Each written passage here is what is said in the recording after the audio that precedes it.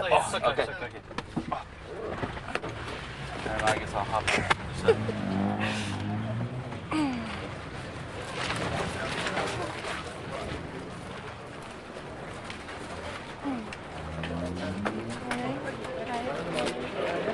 Onwards, onwards, which way?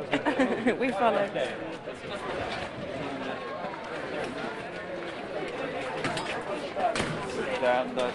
The director told me that his orthopedic centre was one of only 5 artificial limb facilities in Angola.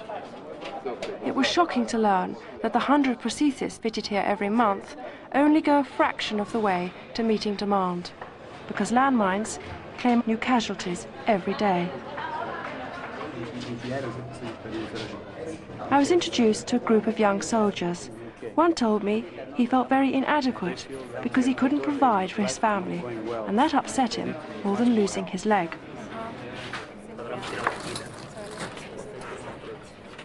The next patient I met was Sandra de Chica. Will you ask her where the mine was?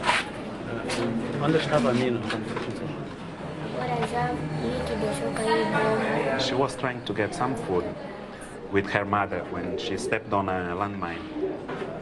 How long has she been waiting for prosthesis? She's waiting for the prosthesis for about 3 years. She's 13? So presumably between 13 and 20, she'll have to have how many prostheses? From 6 to 6 months, she has to change. Every 6 months, she has to have a new one. Will you ask her how she feels about this? She's okay. Will you say to her, I hope she doesn't mind us all seeing you here? Not important to her. She's very kind.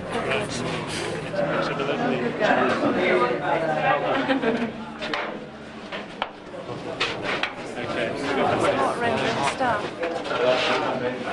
We've plenty of time. We are so sad. I know. There was a soldier there who has 7 children and who can't financially look after them anymore. He's representative of thousands and thousands of people in that respect. What do we reckon that was how many countries with landmines around there? Was it 56? 71. 71, or 70.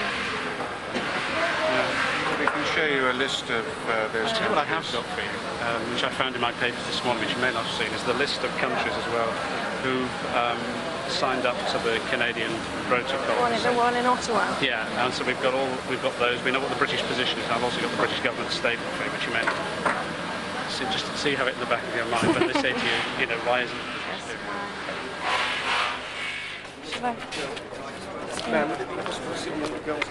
Yes, on her left. Okay. I thought Sandra was particularly courageous because we all descended on her. And I think it's very daunting for her to have a camera, let alone 30, 40 cameras on her. But I did ask her, I tried to reassure her that this was going to help other children around the world, and she seemed happy, and it does raise the trauma of what this little girl's going through. And it's made us much wiser to her, the extent of her injuries. Being a mother of 2 boys, one wants to go out and help these children, and particularly in the case where little people have lost their legs. Part of their future's been taken away.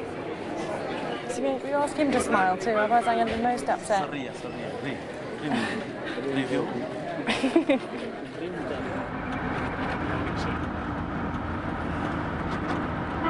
Thing is, Francois, I have all this media interest. Yeah. So let's take it somewhere where they can be positive and raise a situation which is distressing like this. Yeah. It's about time something was done, because the effects of landmines in this country are going to be felt for the next 20, 30, 40 years. Because the Red Cross gave me a detailed briefing about how many landmines there were in each country around the world, and we're talking about 10 to 15 to 17 million. And people out there don't understand just how much there is. You have a population of 12 million here, and you got as many mines for everybody in this country. And that's a real scary thought. It is. Real scary thought. It's quite interesting to listen to politicians talk about landmines because they don't actually know what they're talking about. I think they do. of it just as a weapon of war, and we must have it. Our army want it. You know, we're just. But presumably they're speaking from having been a former soldier themselves. Possibly, or from a position where they blanked out the atrocity. That's right. The devastation these things cause. Well, I didn't see the anger I thought I was going to see from some of those people. But sometimes when you've been traumatised to the extent that these people that I've met today and maybe meet in the future, the only thing you can hang on to is your own dignity. Because nobody can take that away. Everything else can be taken away, but not that.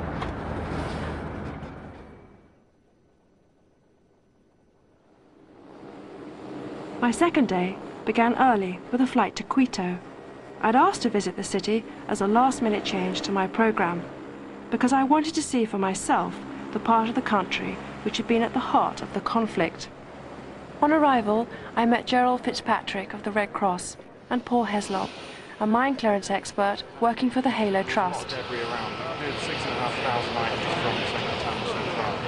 So just be careful about, if you see anything interesting, just ask me and I'll say yes, it's safe to touch or not. The problem in Quito is that the battle lasted for about 20 months. Unfortunately, now the war is over, the whole area is surrounded by mines. And people are trying to go and collect firewood, collect water, collect food. A lot of people ran away during the war and they're now returning back, and they get to their homes and they find that their homes are surrounded by mines. I tell you, I never realized how many amputees are here. It's a great feeling putting legs on people that have lost their limbs. Great feeling for them too. People always say that the eyes mirror the soul, and during the last 2 days I've seen a lot of anguish, but also a lot of hope in the eyes of the people I've met.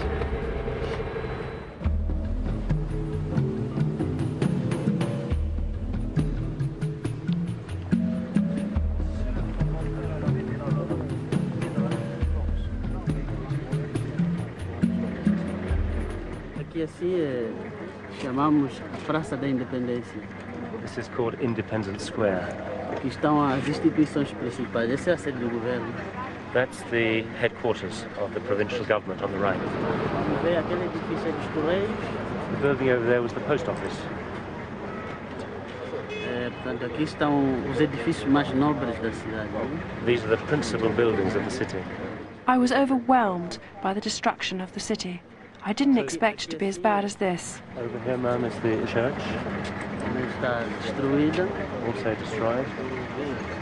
Essa estrada, essa rua aqui foi a fronteira entre a UNITA e o governo. This street was the frontier between the government forces and UNITA forces. This very street. The first three tasks we cleared was the hospital, then the orphanage, and then a school. And as soon as we cleared the orphanage, they're starting to build. All of these bombed out buildings you can see have people living in. They've just sort of made the best shelter they can and moved into it. The thing here, the demand for land is so great in Quito that as soon as we clear it, it's being used. These are just a sort of selection of the stuff we found around town. But in terms of sort of the most dangerous, I think it's probably a bounding mine like this, which is tripwire operated. Leaps into the air. Obviously a very nasty mine, has caused numerous casualties in Quito, and I think the worst incident killed 8 women out collecting firewood in one go. I mean, we had an incident about a month ago where 7 children were playing near a spring and they found one of these and they were doing this and it went bang. Unfortunately they were killed. It's an Italian mine, very difficult to detect. Not a lot of explosives, but would be enough to remove a foot or the lower leg of a child. Can we start moving on, because we're going to have to... Aquele prédio que estão a ver, ainda tem gente a habitar. I think he's talking about the top one with that parabolic the buildings over as we came in, living in Presumably when the fighting was going on, no one left their house, so they buried their relatives in the garden. Yeah, in fact, my boss from Luanda was here yesterday, and he showed us a house where he used to live, and there were 5 bodies inside the well. Ma'am, the government minister's home has said you're a loose cannon by supporting this campaign. Do you have any reaction to that? Well, Jenny, I'm only trying to highlight a problem that's going on all around the world.